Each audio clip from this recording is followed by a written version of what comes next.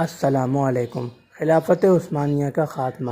یہ واقعہ عثمان's ڈریم اور دا اوٹومان امپائر 1700 to 1922 نامی کتب میں مفصلاً مذکور ہے۔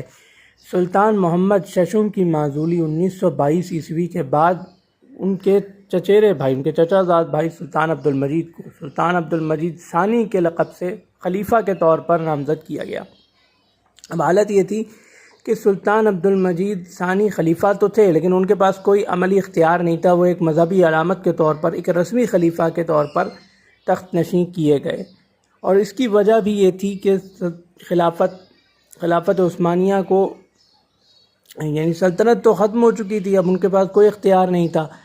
تو اس کے بعد پھر جب یہ خبر عالم اسلام کے کونے کونے تک پہنچی کہ خلافت عثمانیہ یعنی خلیفہ کے اختیارات انتہائی محدود کر دیے گئے، انتہائی نہ ہونے کے برابر کر دیے گئے، تو خلافت کے اختیارات کی بحالی کے لیے دنیا بھر میں تحریکیں اٹھیں، جن میں بر صغیر کی تحریک خلافت قابل ذکر ہے۔ اس کے رہنما مشہور علمی ادبی شخصیت مولانا محمد علی جوہر اور ان کے بڑے بھائی مولانا شوکت علی صاحب تھے۔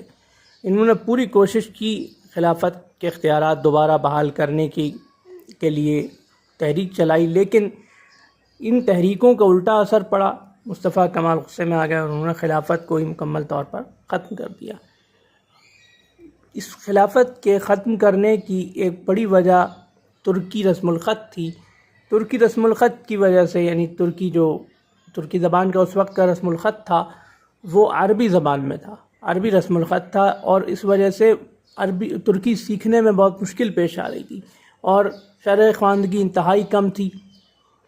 تو ایک وجہ یہ تھی کہ جدت پسندی اور ترقی کی راہ میں وہ خلافت عثمانیہ کے قدیم طرز خلافت کو انتہائی بڑی رکاوٹ سمجھتے تھے، اور دوسری ایک بات یہ بھی تھی کہ وہ تھے قوم پرست۔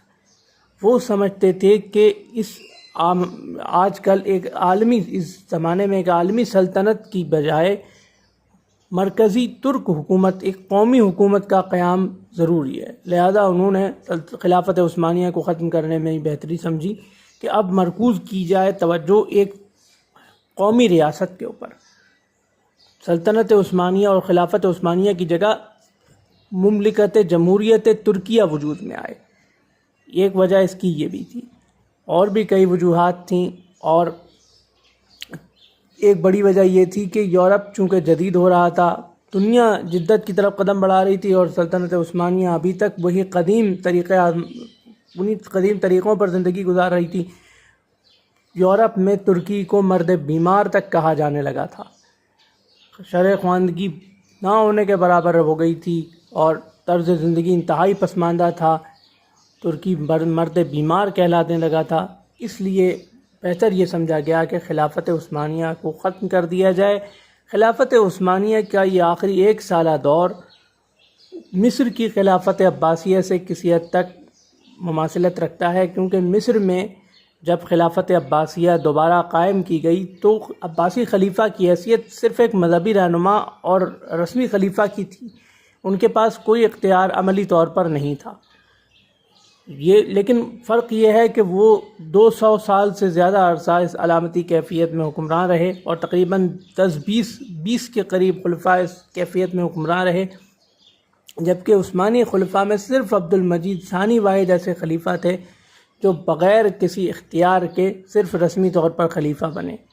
تو یہ تھا سلطنت عثمانیہ کے خاتمے کے بعد خلافت عثمانیہ کے خاتمے کا مکمل واقعہ۔ انشاءاللہ اگلی ویڈیو میں ایسے ہی کسی اسلامی تاریخی واقعے کے ساتھ حاضر خدمت ہوں گے۔ اللہ حافظ۔